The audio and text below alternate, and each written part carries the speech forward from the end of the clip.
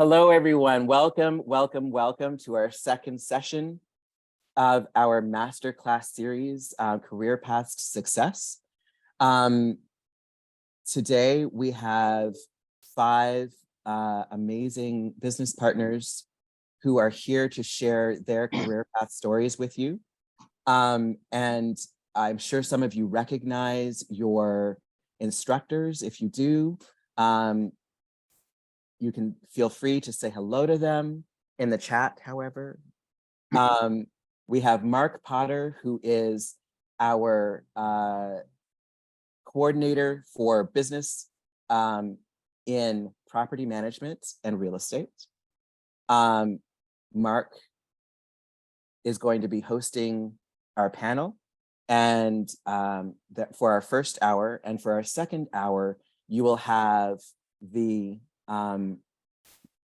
opportunity to speak individually with with everyone, so that you'll each get a chance, maybe about 10 minutes, a little bit less, to speak with each one of our panel members and do a bit of a networking hour. Mark, do you want to take it away? It's all you now. Yes. Welcome, everyone. This is really exciting. We are on a path to explore raising awareness and bringing in industry experts into these events to engage you, our students and professionals, to come into community. So we have 3 BS programs at North. And so we have 3 different groups here. My name is Mark Potter. I am faculty and the real estate program coordinator and the RCPM BAS program coordinator. And I am just really excited to see some of our past students and current students in here. I feel like it's homecoming. Oh my God. So this is so great. So we want to start out with taking a dive directly into engaging our industry experts. And we're going to give each individual about 8 minutes. We have just a couple general questions that we're going to ask, and they're going to explain something about their career, or about marketing themselves, and creating a career path. So I'd like to start with Mary. And so I have a couple. Yes. What? Can they introduce each other in turn first? Oh yes, I'm sorry. I apologize. Sure. Yes. Absolutely, no problem. So Mary, would you like to introduce yourself, and then we'll go to the other 4. Yes. Hello, everyone. Mary Van Viber, she, her pronouns, and I work for the Port of Seattle as a strategic planning program manager, and I am an alumni of the International Business Program cohort from 2019. Thank you, Mary. Shelley? Good evening, everyone. My name is Shelley Sims. I serve the National Apartment Association Education Institute as the Director of Workforce Development. I am coming to you from the East Coast, so it is 9:00 p.m. my time, but happy to be here with you all. Thank you, Shelley, for coming across the pond for us. The Great Lakes, that is. Okay, Tom Santee. Interestingly enough, I was muted. That's rare that ever happens. I'm Tom Santee. I am actually retired after 50 some odd years in real estate, both first 11 years in multifamily residential, and the balance of that has been in commercial. Actually, my first assignment was design and management of the pyramids in Egypt. Been around a long time. So yeah, anyway, mainly commercial. I've been out of residential too long, probably, to answer too many questions on that. Thank you, Tom. Next, Travis. Hi, Travis Shastrom. I was a business related graduate who had a short stint in accounting before getting into the world of recruiting. And for the last 10 years, I've had my own business doing direct hire recruiting for accounting and finance companies as a third-party agency they would hire to recruit staff accountants, controllers, tax, financial analysis type folks, all that sort of thing. Excellent. Thank you, Travis. And finally, Mike. Hi, Mike Litkey with Expeditors International. I attended North guess about 7 years ago, taking project management certificate courses as I was searching to find what my next kind of mid-career step was. Great. Thank you, Mike. Okay, so let's get started with circle back to Mary. And so our first question, Mary, tell us something about your career path. How did you get to where you are today? For example, what career experiences, what skills did you develop as part of your career? What was your career plan? How did that work out? Yeah. So a lot of people here. Hello. I have talked to a couple of you. It is a very windy career path for me, many careers, I feel like. But I'll sort of start at the beginning. When I very first went to school, straight out of high school, I went to school for elementary education. And I did student teaching, and I decided that was not for me. So I took a break for a while from school, moved out here to Seattle. I've been out here 15 years now. And I just started working, and I worked in a bakery and worked my way up through a bakery. Trust me, this will all come full circle to how I am a strategic planner. But I worked my way up through a bakery. And with that, I was a general manager of 3 bakeries as I worked my way up. And from there, I decided I'm ready to go back to school. And I love business. I wanted to learn how to run my businesses better since I was a general manager, how to be a better manager, how to budget better. When I was going in for my quarterly reviews and my P&L reviews, I really needed to know what I was talking about. And I did that by getting my associates at Seattle Central. Once I was finished with my associates, I still wanted to continue going to business school. I didn't know what that looked like, where I was going to go, in Washington State. And at the time, I actually had an international roommate, and I saw North Seattle. They reached out and were advertising the international business program. And I at first suggested it to her, being an international student. I was like, oh, you should try this program. But while I was helping her do that and researching the program, I actually was interested in the program. And so I ended up going to North Seattle. And at that time, I had changed careers. I decided I didn't want to be in food service anymore, that, I had my associates now. I was ready to grow my career a little bit more and get into that office setting. So I ended up working for a cosmetic company and doing sales with them, with my associates in business while going to North Seattle. And then from North Seattle, part of that program is that you have to have an internship. So I started looking at different companies around Seattle where I wanted to go, and definitely the Port of Seattle was one of those top lists. I ended up networking at a career fair through the North Seattle and meeting a person at the Port of Seattle. And I just created those connections and started talking to them. And it wasn't a few years. I applied to internships. I didn't get them my first couple of years, but after a while, I really worked on my skills and abilities of what I needed to work in the internship there. And I did get an internship that turned into a full-time career to where I am now. So that's most excellent. We stress and are champions of internships and mentorship programs. Being able to be at work, working through the day, and then going to school at night, and or being in school at night and then working in an internship during the day to exercise your skills. Great pathway. Most excellent. All right. So I work closely with Lyle. Lyle is going to help me with question 2, and then I will go to my favorite question 3. Go ahead, Lyle. Good evening, everyone. Hey, this is Lyle Cruz. I'm also Mark's partner in crime at the real estate and RCPM program. So, Mary, with all of that, such an interesting background, and thank you for sharing that with everyone, because I think everyone thinks it's like the straight line pathway, and we find that rarely is that true. So with that being said, as you evolving yourself and growing yourself, what would you recommend? And first of all, how did you create the brand of you? And in terms of really defining who you are, especially as you've been navigating these different paths, how did you go about doing that? How did you think about it, both in strategically, and what would you recommend for those that are listening to do that as they're going through this journey?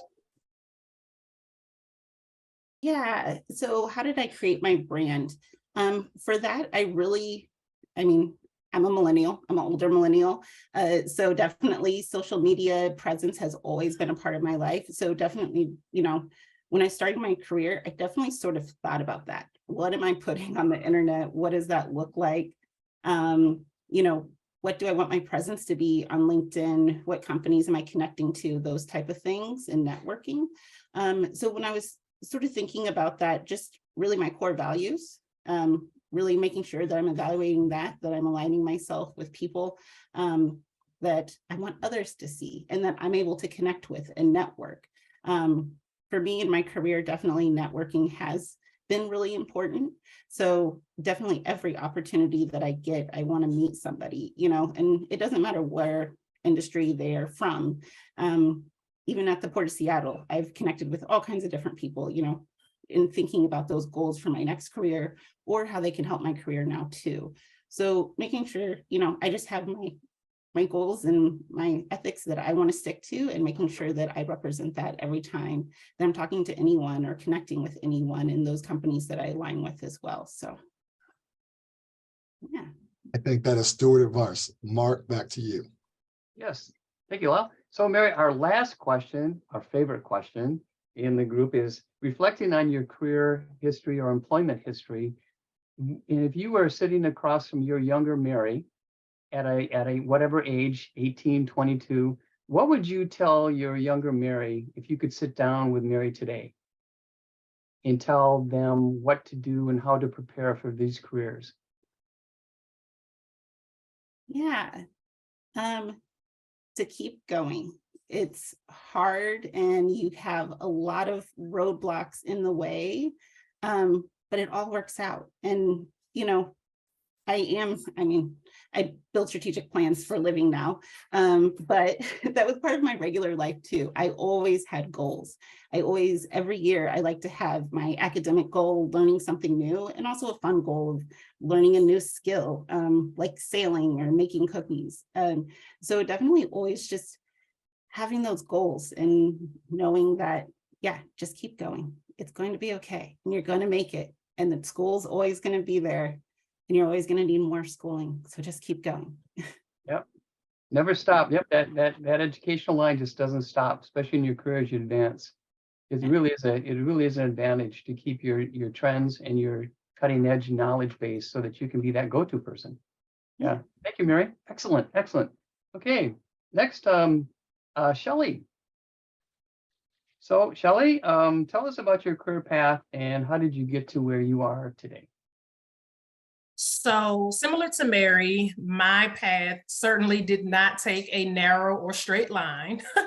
I've absolutely always had a passion and desire to serve my community, and that encompassed various aspects of communication, education, skills building. My undergrad journey at Virginia Commonwealth University in Richmond, Virginia was a complicated one because, as so many of us, I was not sure how I would narrow down what I wanted to do. But at that time, I knew I needed to come out with a degree.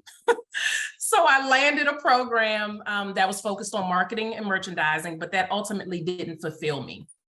In my last 2 years of undergrad, I had the honor and privilege to serve in the capacity of a student housing resident assistant, where I was an ally and advocate for incoming freshman students during my first year of being an RA, and then for upperclassmen during my second year as an RA.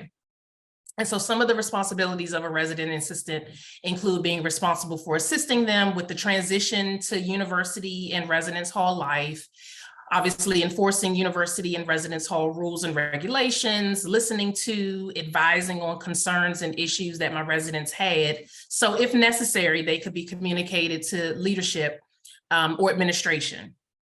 But I also had the chance to cultivate some lifelong friendships that I still have the privilege of benefiting from 20 some odd plus years later.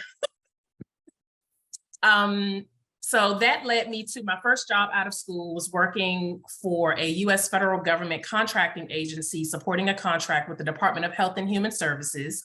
It was called the National Health Service Corps Scholarship and Loan Repayment Program, still in existence, still going strong. And these programs were aimed at supporting students that were interested in achieving medical, nursing, or dental degrees. And if selected for the scholarship program, the government would pay for their tuition in exchange for them serving in a medically underserved area. And if they were selected for the loan repayment program, the government would repay those loans for the medical, dental, or nursing school, also in exchange for them serving in a medically underserved health professional shortage area. After several years with that contracting agency, I transitioned to another agency, still supporting the National Health Service Corps, and I was a communications manager, aiding those clinicians with coordinating those placements at the health professional shortage areas.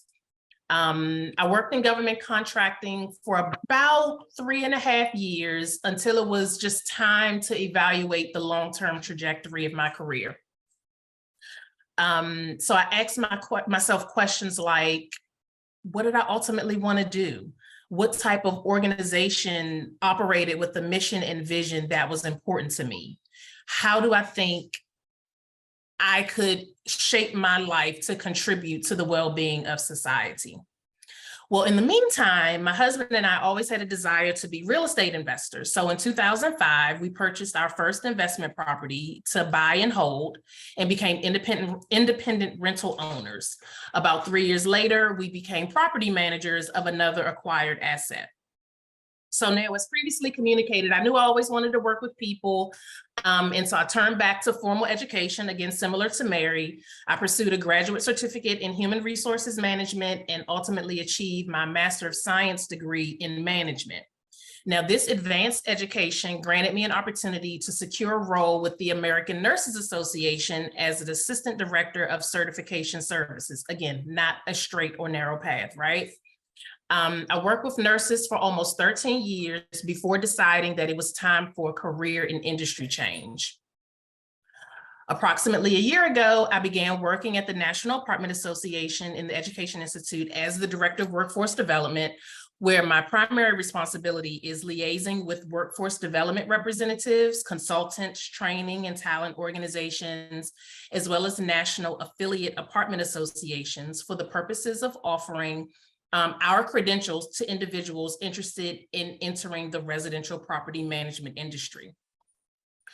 Other responsibilities of mine include promotion of and maintenance of the RPM Careers campaign and website, which is geared at advocating career promotion and continued awareness of opportunities that are available within the residential property management industry. I also have the pleasure of being the primary liaison to schools and universities that offer 2- and 4-year degree and certificate programs in or related to property management across the US, such as North Seattle College. Additionally, I lead our interorganizational collaboration with IREM, which is the Institute for Real Estate Management, and we are working on several workforce development related projects and initiatives. So again, you know, the path for success is one that you make up yourself. It rarely is a very prescribed execution from start to finish. So that is my convoluted path. Yeah, well, you're sounding the horn for us, because we know that doesn't go from A to B to B to C to, you know, it goes from boop, boop, boop, boop, and that's what we're all about, is the iteration. And plus the strength of your continuing education to elevate your income and your responsibility. That's what we're here. Lyle, you have want to start with question 2? You guys are so great. I promise I have too many questions, but Mary, I'm gonna stick to this. I'm gonna stick to the script.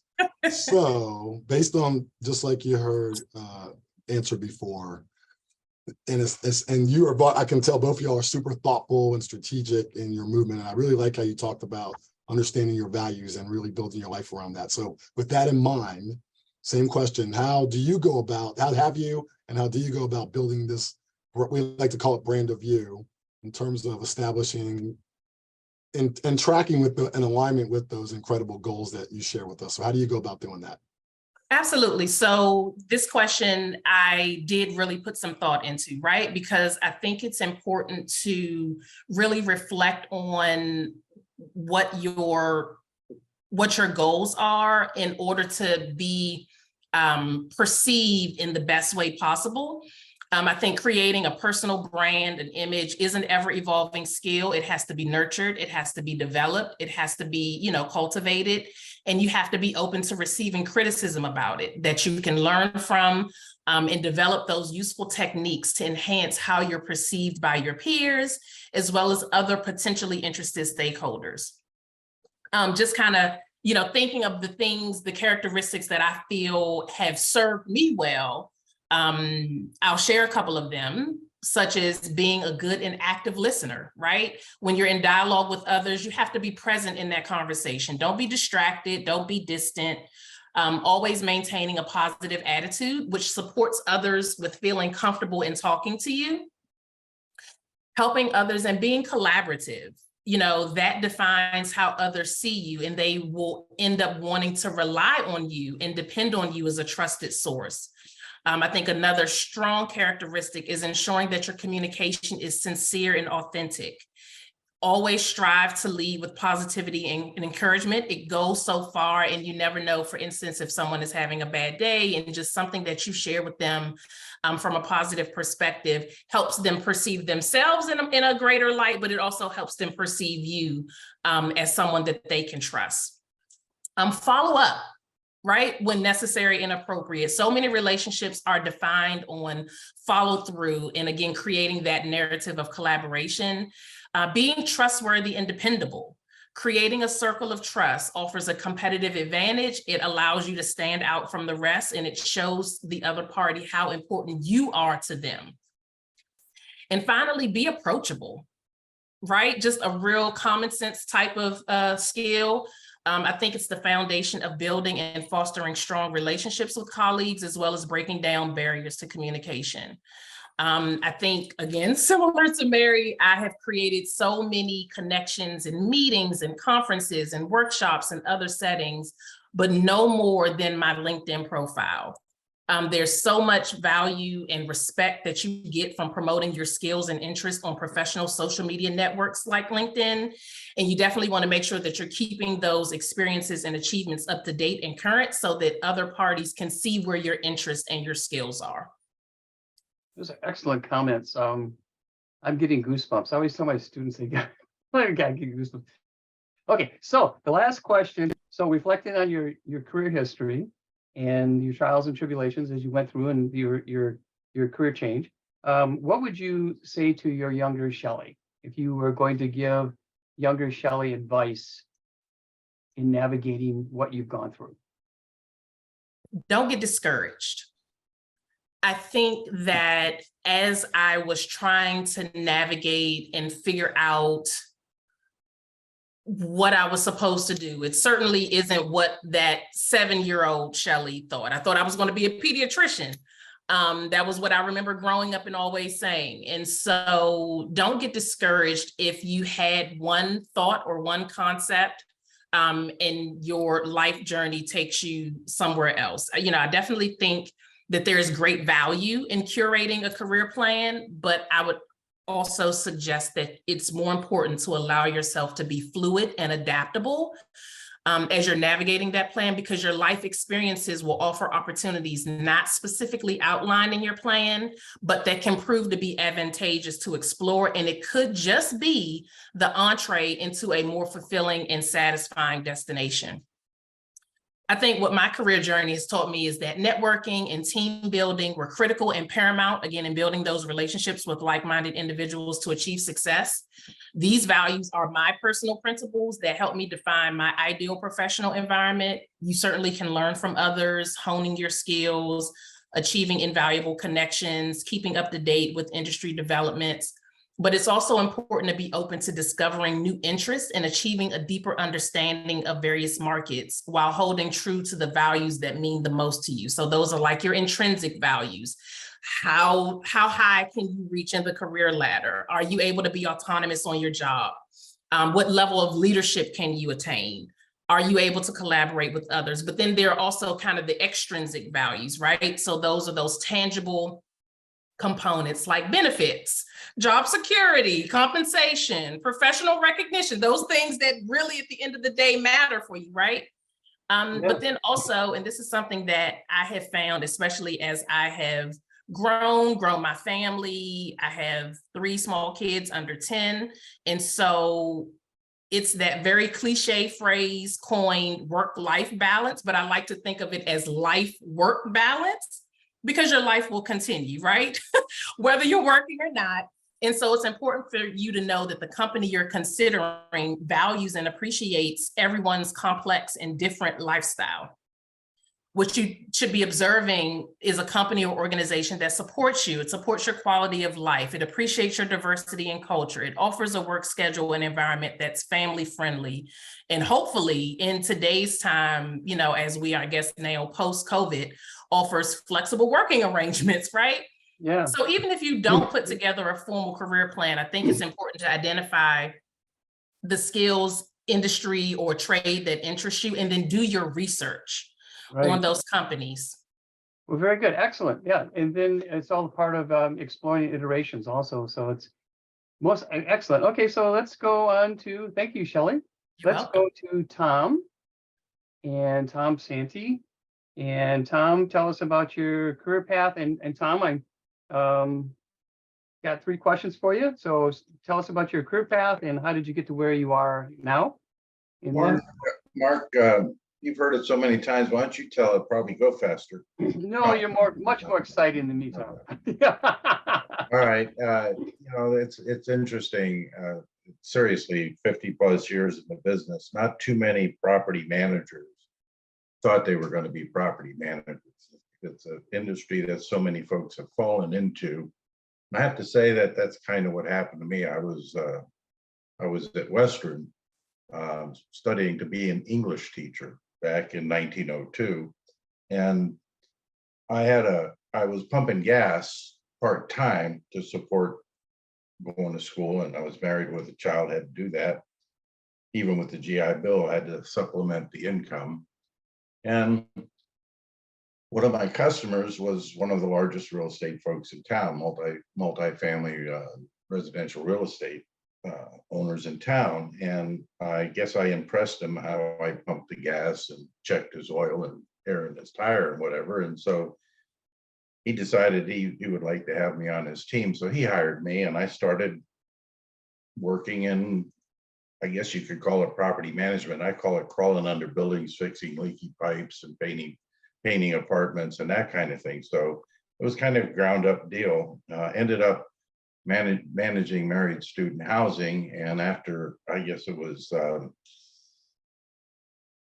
7 or 8 years of doing that for this gentleman, I got an offer out of California that was one I couldn't turn down. So we moved down to California and I got involved in residential development for 4 years. And the company I was working for ultimately down there ended up making the largest single real estate transaction in Seattle at the time.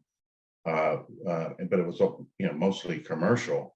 I didn't know, seriously, I didn't know much about commercial. I was doing project management at the time, but I transferred up and got involved in commercial property management. I thought this was a pretty easy transition. Really, it wasn't. I mean, fortunately, my boss was the president of Building Owners and Managers Association, and he put me immediately into the RPA program. And I think I went through it faster than anyone in history. I took two of the 7 classes each session, each quarter, I guess you would call it. Got through that within 2 years. But the neat thing is I was able to network, and you end up with relationships where if you end up with questions, you had folks you could call, and it was a pretty steep learning curve. I threw myself into it pretty heavily to learn this commercial property management thing. So I fell into probably one of the greatest careers out there. I mean, after 50 years, I loved it. I loved what I did for 50 years and 50 plus years, because I've done some consulting afterwards. And it's a great career. I don't know what else to tell you. Folks fall into it, and I think anytime you have an opportunity to do what you folks are doing and actually go to a college and get the foundation requirements for being in property management, you're going to have a great leg up on a lot of folks, particularly folks like me that just kind of fell into it. Yeah. All right, Tom. Lyle, question 2. All right, so Tom, since you're somewhat retired and can't stand it, you know, Can't but stand it. Retirement sucks, guys. but thinking about it from this way, so we got a lot of people of different classifications with different backgrounds. So when you transition to that commercial part and really were kind of swimming at first and had to really establish your brand as a trusted advisor, a trusted go-to person, how did you go about doing that? How did you go about building that framework in order to be able to serve in really a new space within the industry, coming back to Seattle when you did? Because that, to me, that's a point in time when you said, I didn't really know much about commercial, and we know that it's very dynamic and relationships are vital. So how did you go become that go-to guy that could be trusted and reliable? I threw myself into the industry. I volunteered for everything. I got involved in BOMA, got on committees, ended up chairing a ton of committees through my career, and actually ended up chairing BOMA as well. But I got very, very involved in the industry, and I raised my hand every chance there was to learn something new or go in another direction, and create those relationships that are so important. There's a resource base out there that, the funny thing is, I spent 4 years in the Bay Area, 1 year in Portland throughout this career, and the rest of the time has been in the Seattle area. But that year in Portland was interesting because I got very used to being able to use my network up here to call folks, and if I had a challenge or question or whatever. In Portland, they didn't share. I remember calling someone, a property manager, another company, and just asking what range they were paying for their janitorial service on a per square foot basis. He said, "Tom, I'm not going to tell you that." What? Who is it? So getting involved in the industry and getting folks to open up. Hopefully, by the time I left Portland, I helped create a kind of a different look, because I was involved down there too, and make sure that folks were a little bit more open by the time I left. So I don't know. Does that answer your question? You muted, Lyle. Oopsie. Thank you, Tom. And just for everyone listening, I want you to hear the common theme of how important it is. Just keep pushing yourself out there and stretching yourself beyond your capabilities. All of our guests have really gone there. So I hope you all are getting that. So back to you, Mark. Yeah, I mean, it's just like the involvement includes anytime there's a seminar, class, course that helps you build on your knowledge and information in this industry. At the same time, you're getting to know people, and then before you know it, you end up mentoring people. People are coming to you and asking you for help, and as you get deeper into the career. And I've had folks come up to me and say, "Tom, I would have never got involved in this except the fact that I talked to you." And boy, that just really feels good. That really lifts your soul. Yeah. So Tom, the last question that kind of pulls in the next question. So what would you tell your younger Tom as they're advancing their career? What advice would you give your younger Tom? Oh gosh, Mark, so darn many things. I think. Well, you have 2 minutes, Tom. I think life is short. And again, I got you on the clock, Tom. Go. What? I got you on the clock. I'm just starting one of them. Okay. And and I think it's hitchhiking a little bit on what Shelley said, that, I think that when you're interviewing, for instance, if you're interviewing to go to work for a company, make sure you're interviewing that company too. You want to know what their culture is. You want to understand how things work within that company. You don't even want to go to the interview if the company has a bad reputation. I think it's huge who you work with and the culture that's within that company. There were a couple companies through those years, and I love what I did, but I didn't particularly love who I did it for, and I stuck with it too long. And I think so. My advice would be, make a change. If it's not good, make a change. Because if you enjoy what you're doing, you're going to be great at it.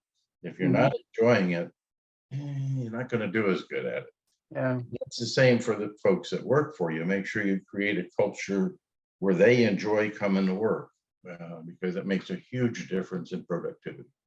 It sure does. Sure does. Passion and the culture are so important. You've got to blend, you've got to be able to communicate.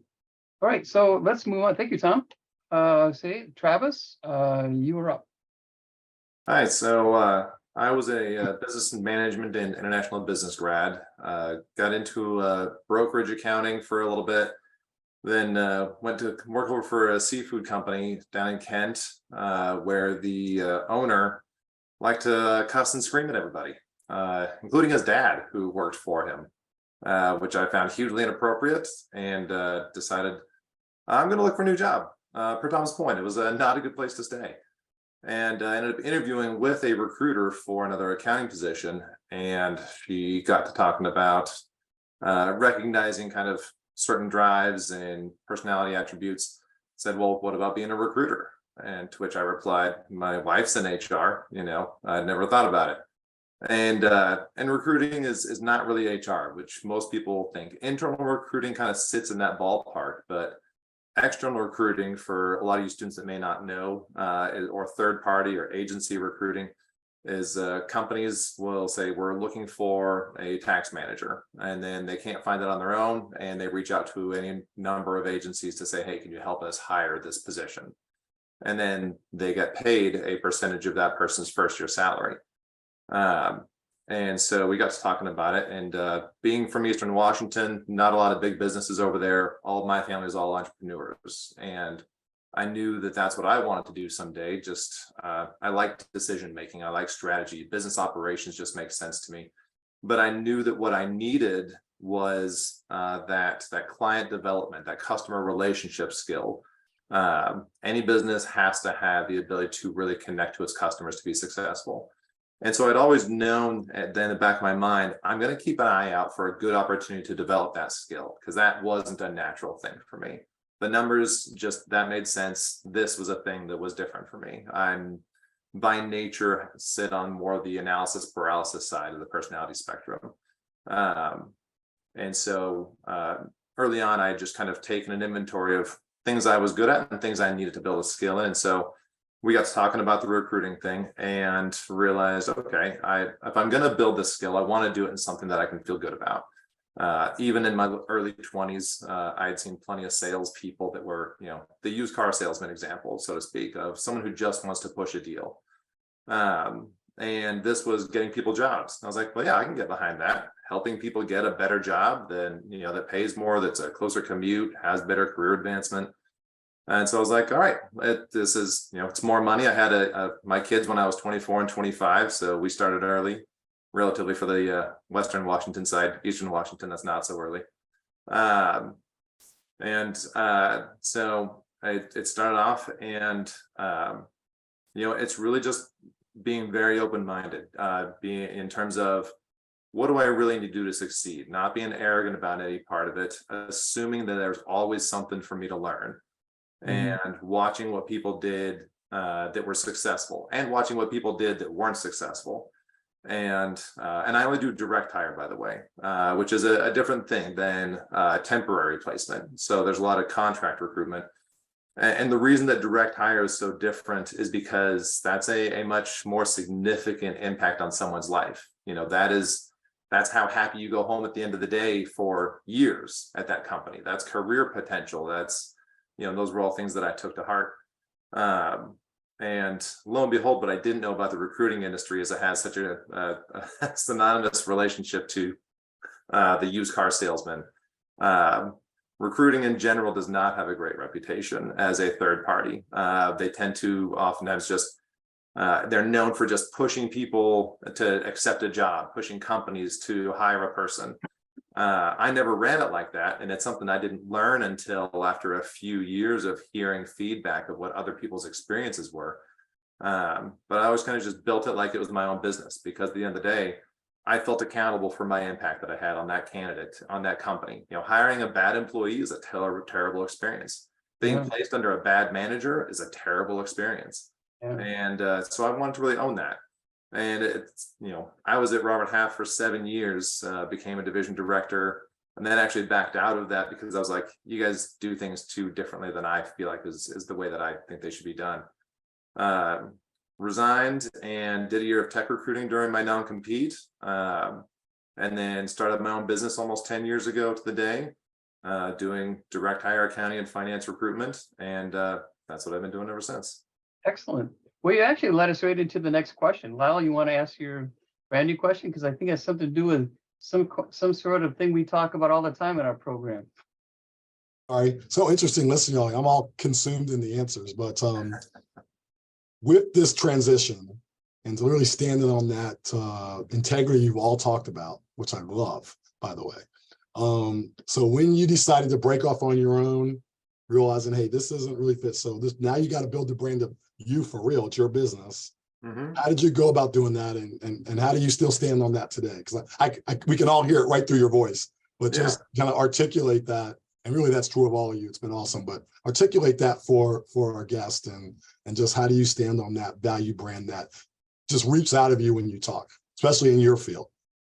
Yeah. Well, I mean, so the quick caveat that I'll add to that is my business analysis side is to look at to find success, find an opportunity, and find the thing that's lacking somewhere. And sadly, in the recruiting field, I feel like that was integrity, So it was trusting a bit of what if I'm in that seat, if I'm in the seat of the customer, the candidate, the company that's doing the hiring, what do I want? And this is and so to me that was someone who's really going to hear what I need. And sometimes we'll hear what I want and understand that's not what I need, and we'll have the professional umph and confidence to say that, but in a professional way, right?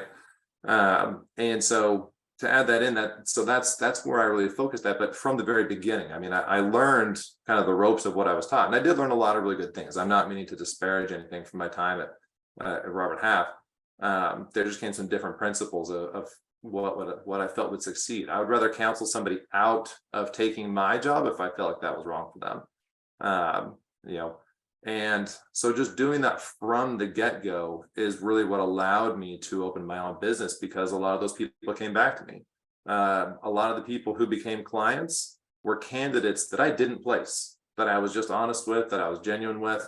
And they would come back and call me and say, hey, I got this job over here. I'm the hiring manager now. When I worked with you, you were the only recruiter that didn't BS me, that was just honest with me, that told me straight up what I should fix or how I need to evaluate, that I was pushing for something I wasn't qualified for, but here's how you get there. So honestly, it sounds kind of simplified, but the golden rule, man, treat others the way I want to be treated. So if I'm on the other end of that conversation, what do I want to hear? What do I want to be treated like? And if I do that, if it means I take extra time, if it means I make fewer calls, but to have a deeper conversation, that investment's worth it. When you're with a large company, there's always metrics. There's metrics for everything. It's not to say it's bad, but the metrics don't always measure the whole story. And so when you build a relationship for life, that's a relationship for life that pays back over and over and over. And it's a win-win. And you've just got to think about it long term, about really building that. Because when you're thinking about short term, you make short-term decisions, and that can cost you. So that was really it, is think long term, and how would I want to be treated if I was on the other side of that conversation? The golden rule, it couldn't be said better. Mark, back to you. Yes. Well, just to continue on that conversation just a little bit, one thing that Travis mentioned was something near and dear to our hearts, and that's you can take a deep dive into academics. And if you work in a position and you're successful in sales, for example, all of a sudden somebody gives you a management position and you become a manager. And do you have management skills? Maybe. And then there's those that don't and think they do because they had sales volumes off the charts. That makes me a manager. Well, the issue is is you don't truly have management skills, and now we don't like you. So getting to that piece of it, Travis, my question is, you mentioned about, developing that piece that you weren't good at in the beginning. And I think I was hearing people skills and working on those emotional soft skills. Can you kind of just take a minute and explore? You said you needed to learn that. So what did you do? Well, so I am very analytical, knowing that's my nature. So like I did, I love spreadsheets. I would max out my if-then statements on my, Excel formulas. And I still like that kind of stuff. But my analysis told me I had to stop doing less of that to help people more. Like that wasn't the part that made the difference. And really, it was just I used my strength to fix my weakness. So when I'm looking at, I use my analysis, my analytical skills to say, okay, this person is being really successful. What are they doing? Okay, they're hitting these kind of parts. And I recognize that there's a lot of times more ways than one to do something really well. Just kind of the quick example is there was a guy on the team, not terribly nice, but very knowledgeable. When he said something, you knew it. You're like, okay, I believe it. You sound like kind of a jerk, but I trust you, and I want somebody who knows what they're doing to get this done. Mm-hmm. And so he did really well. And there was another guy on the team who not super technical, but super high emotional relation, very positive, very fun, very that's who I wanted to work with. Type of that's what that would emote from someone. And so then that kind of helped me say, okay, there's not one right way. Let me see which parts fit me, which parts don't. How do I make those connections? And then also, being okay with not being everyone's perfect answer. Because if you have a concern do they like me? Does this person want me representing them? That's not the point, and it's okay to miss that. There's no one here who likes everybody, right? And so nobody here should be liked by everybody. It's okay. That's not meaning you're a terrible person. We just all have fits for us that do or don't work. And so there's just gaining comforts with those things. And I'm kind of mixing and matching because I know we're short on time. Well, let me lead into the next question, because that actually flows into it, and we got just 2 more minutes left on your side. But so, Travis, if you talk to your younger self, what would you tell your younger self advice as you saw your career develop?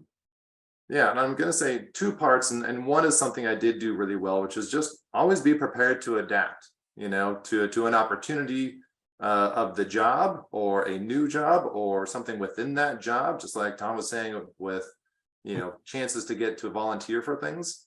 And that is something I feel like I did pretty well.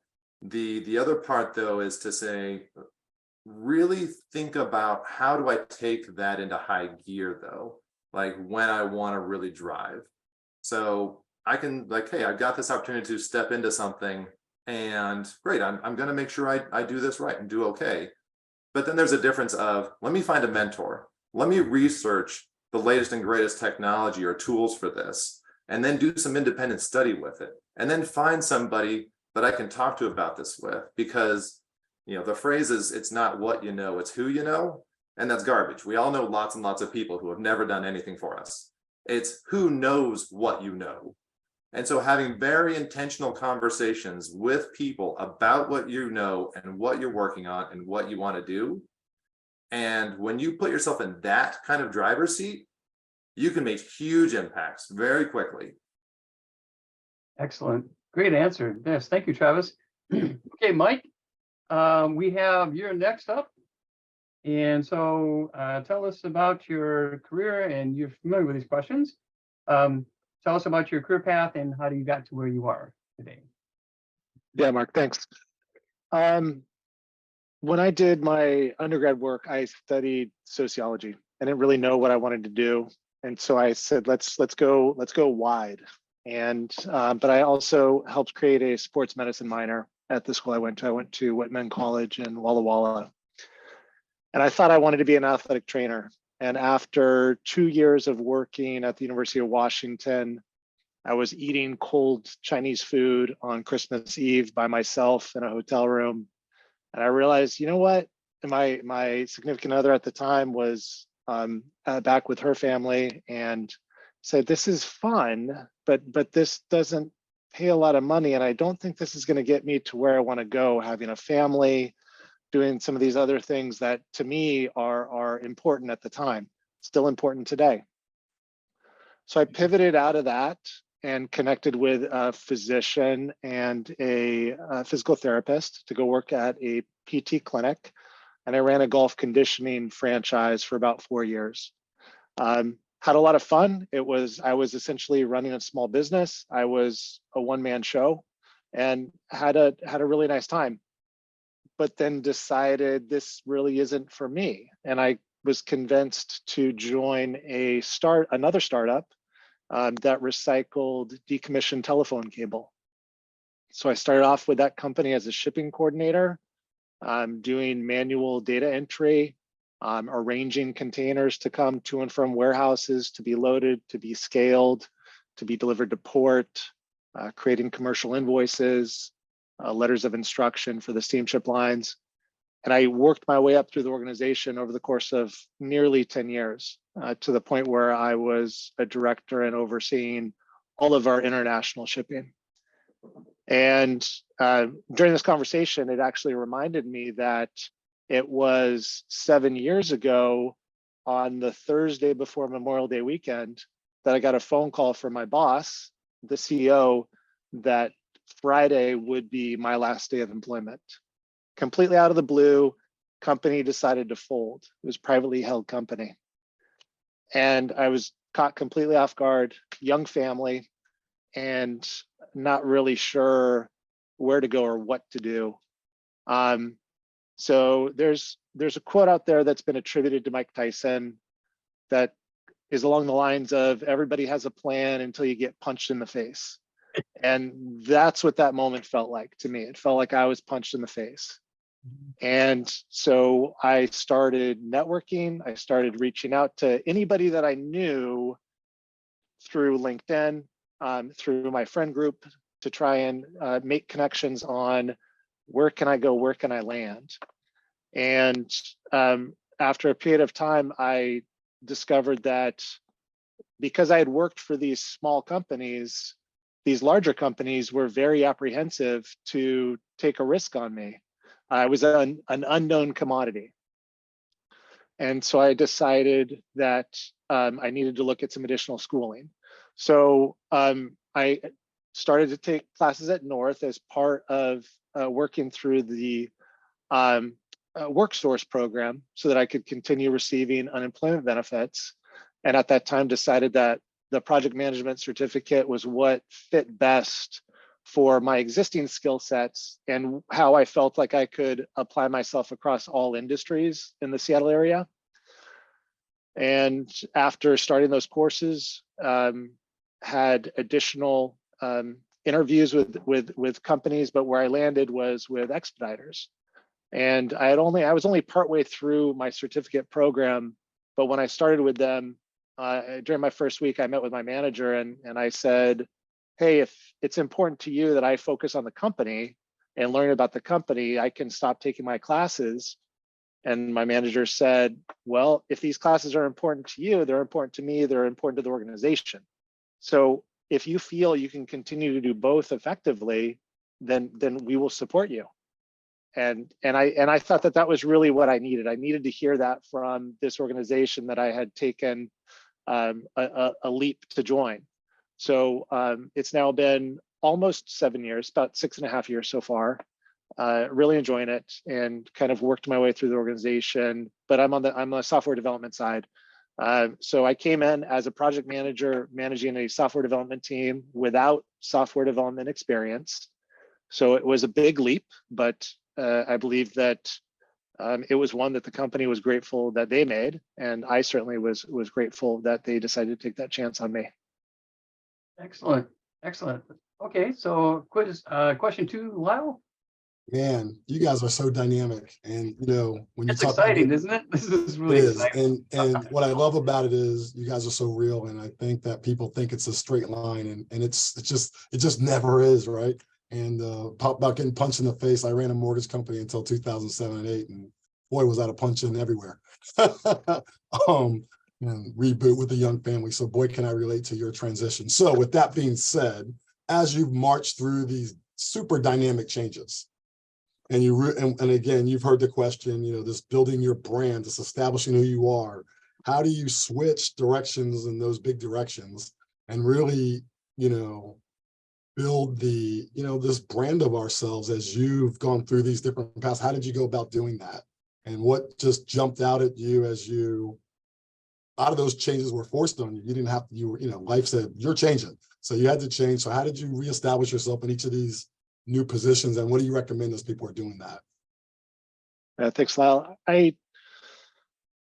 When all that happened, when I lost my job, I felt that this was an opportunity for me to really do some soul searching and ask myself, who am I? What do I represent? What's important to me? And in some ways, it allowed me an opportunity to start anew. I could, with these companies that I was going to be potentially interviewing with, I have my job history, but I also have an ability to say, well, this is what's most important to me in this moment in time. But I really think authenticity is critical. When my daughter was really young, I would often tell her, she would just get very fiery, and I would tell her, it's important that you feel these emotions, but it's also important that everybody deserves kindness. So even though you might not like what somebody else has to say or how they're treating you, that doesn't mean you can be mean back to them. That's a very simplified version of how I take that into the work setting. But I feel that as a people leader, you're always on stage, and how you act will play a role in how your team and others around you choose to act and interact with one another. And for me, the company, when I joined, one of the first things that I noticed was how selfless coworkers were with team members and with team members that were in different groups. So if you had a roadblock removed from your work, you were providing accolades for that other team, making sure that people knew that you didn't do this on your own, that it was a group effort, and this is the team that should be complimented for taking those steps. So I think it's really important, as far as the individual brand goes, to ask yourself, what do you stand for? What's important to you? And then staying true to yourself. If you're acting in a way that does not reflect your true self, is that person owed an apology? Can you be humble and find a way to reach back out to that person and let them know, hey, I screwed up. Also, Shelley earlier talked about collaboration. So critical in working in today's business settings, whether it's property management, whether it's real estate, whether it's education, software development. You have to find a way to work with people when maybe you don't agree eye to eye on political or religious views. And it's okay to have those differences, but you have to find a way to get the job done. And can those other people that you maybe are challenged by teach you something?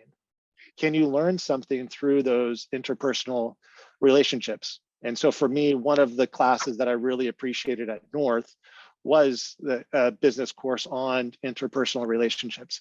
I was challenged during the class, and I also really appreciated the reflection that class forced me to do.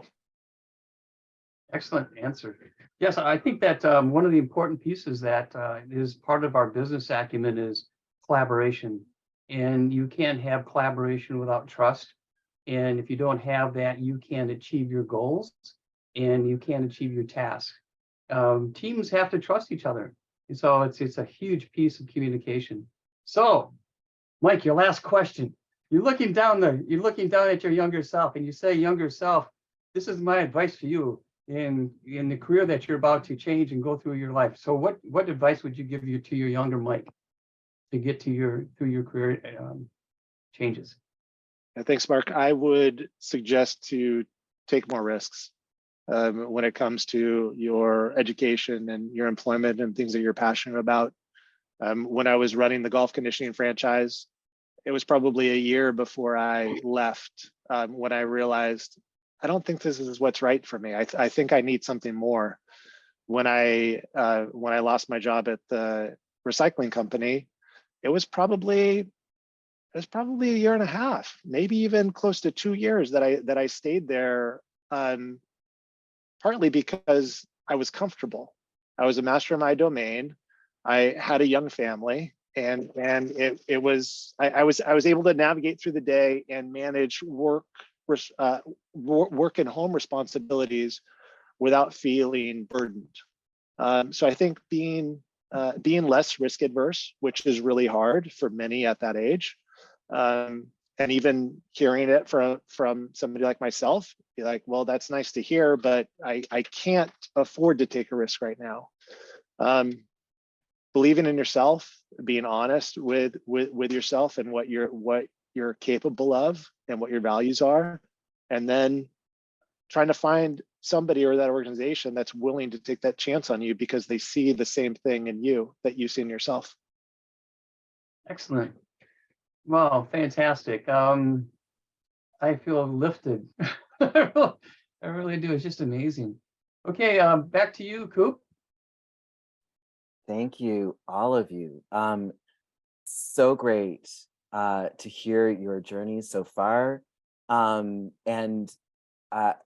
You know, I've heard you say it before in our prior in-person, Mike, and it's such a great note to transition on, because I found myself saying, you know what, he's right.